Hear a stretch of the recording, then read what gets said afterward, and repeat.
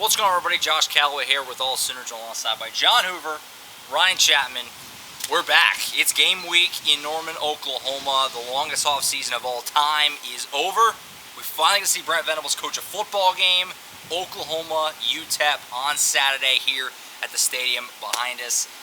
Guys, we're here. It's the first game for Brent Venables. Finally, he had his first ever weekly press conference as the head coach of Oklahoma today. Outlined some things, mapped it out. Season's here. Yeah, for sure. It was measured. It wasn't kind of like some of the spring press conferences we've gotten that meandered and wandered. Brent was very focused and ready to answer all those depth chart questions that we'll get into, things like that. But he also talked about it just being his first game as a head coach, new responsibilities. A couple of weeks ago after a practice, he had basically said, look, guys, I'm a freshman too. I got to grow up quick. And he has a huge bullpen of guys. Obviously, he's worked under Bill Snyder, Bob Stoops, Dabo Sweetie. He was asked if he's reached out to those guys. He's like, not this week particularly, but he has talked to a few of those guys. And then he also reminded everyone that I've also got Matt Wells on staff. Obviously, the former Texas Tech head coach is a resource that he's going to use. So it'll be a work in progress as Brent Venables has to, learn all the head coaching responsibilities, what that looks like. But much like everything, the guy that made these coaches go through a walkthrough practice in the spring. He's talked about how they've had a bunch of simulated games, a bunch of those moments for him to kind of get accustomed to what his responsibilities are going to be on that sideline on Saturday. Yeah, Brent Venables, first press conference as the weekly one under the belt. 37 minutes, not bad. That's pretty quick for Brent overall, so not too shabby. You want to watch that, it's on AllSooners.com. Now, of course, with the first game, we finally got the depth chart. A lot of overanalyzing with that. As Ted Roof said yesterday, defensive coordinator, it's just a starting point. It's not set in stone. That's for week one. Could be totally different theoretically for week two. Who will go to you to start? Offensively, what jumped out that you saw with the Oklahoma depth chart? Yeah, as Ted Roof said, it's also performance-based, right? Dylan Gabriel's the starting quarterback. I think that's probably all we need to know. Shocker. Yeah, we found that out February 2nd on National Signing Day back in February, I believe. But the running back situation, we've analyzed this. No surprise, Eric Gray is the senior. He's a guy that does RB1, so to speak. Marcus Major right behind him. Guys, I've said it before. I would not be shocked if Marcus Major is Oklahoma's next 1,000-yard running back. He's going to have to come into interviews at some point. Marcus, if you're watching this, we want to talk to you. So come on down. The tight ends, Jeff Lebby said, is the most competitive position that he's coached on the offense this year. So that's fun to watch when you think about Braden Willis coming back. You think about Daniel Parker transferring from Missouri as a blocking specialist who loves to catch passes, and a couple of freshmen there behind those guys who got a lot of applause yesterday from their position coach, not their position coach, but their offensive coordinator.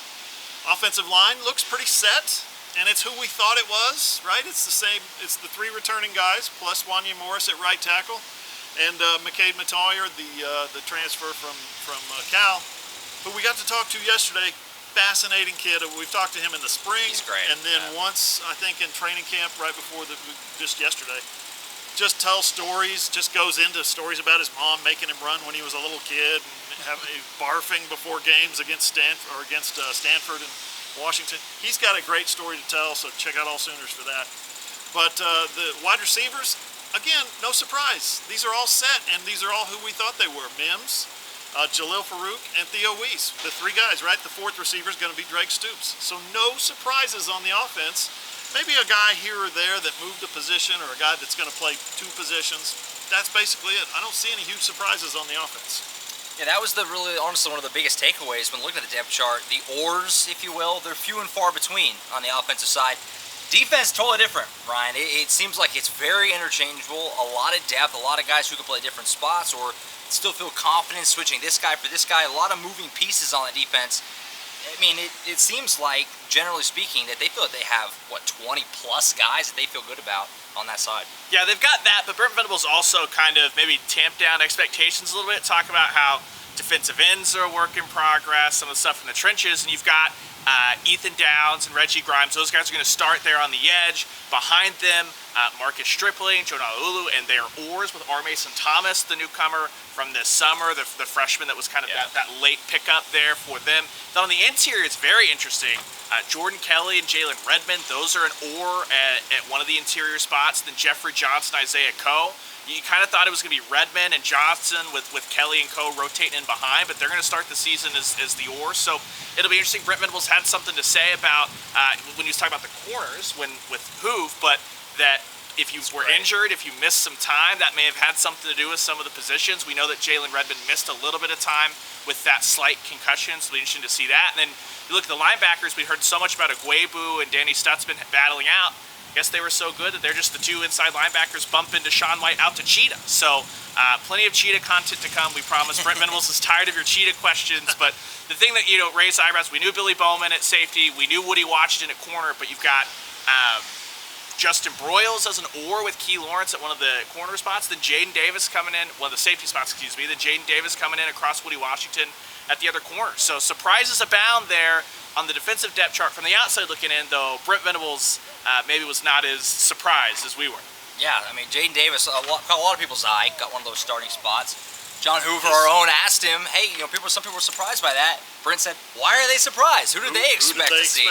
Pretty hilarious. It's to which I shouted DJ Graham. Yeah, it was basically his way of saying, hey, you're not at practice. I'll make the call, you're not at practice. Pretty funny stuff there from Brent. Now, I don't know if he was ready for you to throw a name back at him, but he handled it well as also, he Jaden does. Davis has started the last 2 season openers at cornerback, so he's done this before. He's good in training camp. He's a great practice player, and we'll see if he's gotten better in the games. Well, the funny part though is that Brent invited, I don't know if there are names that you're thinking about, so Hoover threw some names at me. He's like, wait, whoa. It was great, absolutely great. So we'll see how Jaden Davis does, obviously, here in just a few days, as one of the starting cornerbacks for this team. Like Ryan said, Cheetah position, it's been talked about a lot this month. It's just, we don't know what it is. We don't know what to do with it. The 2 guys listed there, Deshaun White, Justin Harrington, couldn't be more different. You asked him about it today, Hoove. It's fascinating. Yeah, I asked Ted Roof about it yesterday. Who coaches that position? Because when they were here in the spring, Jay Valai was coaching the nickelbacks, and it was Trey Morrison and Justin Broyles. Now the nickelbacks are not a thing anymore, and it's the Cheetah position, which is a hybrid linebacker spot.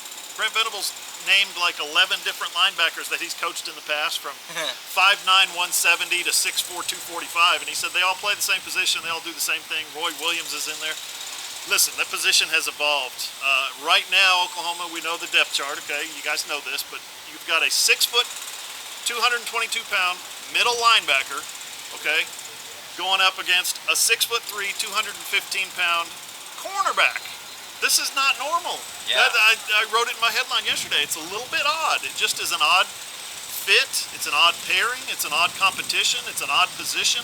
You got a lot of things that you're trying to get done at that position. On 3rd and short, you might bring in your linebacker. On 3rd and 11, you might bring in your corner. So they're asking a lot of guys to do a lot of different things. But I did get confirmation yesterday. Ted Roof coaches the Cheetah. Jay Valai coaches the nickels, even though there is no nickel anymore, apparently, according to this depth chart. But yeah, Ted Roof coaches the Cheetah linebacker. That's what's crazy too. We talk about how different those 2 guys are. Then the other 2 guys that Brent Venables mentioned, Justin Broyles and Trey Morrison, as the other 2 guys that could play that position.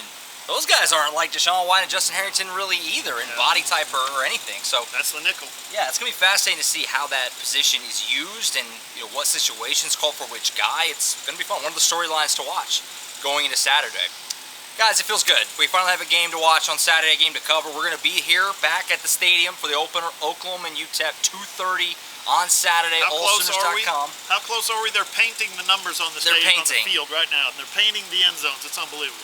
They're painting the field. They're not getting the whole ready. end zone, though. Brent Venables is running stadium steps. Everybody's getting in the right mindset here in Norman. So it's that time. AllSooners.com, the place to be. So much coverage there already on this season opener coming up. More to come, obviously, later in the week, and as well as all day Saturday, your place to be on Oklahoma Game Day, AllSooners.com. So for Ryan Chapman and John Hoover, I'm Josh Callaway. We'll catch you guys next time.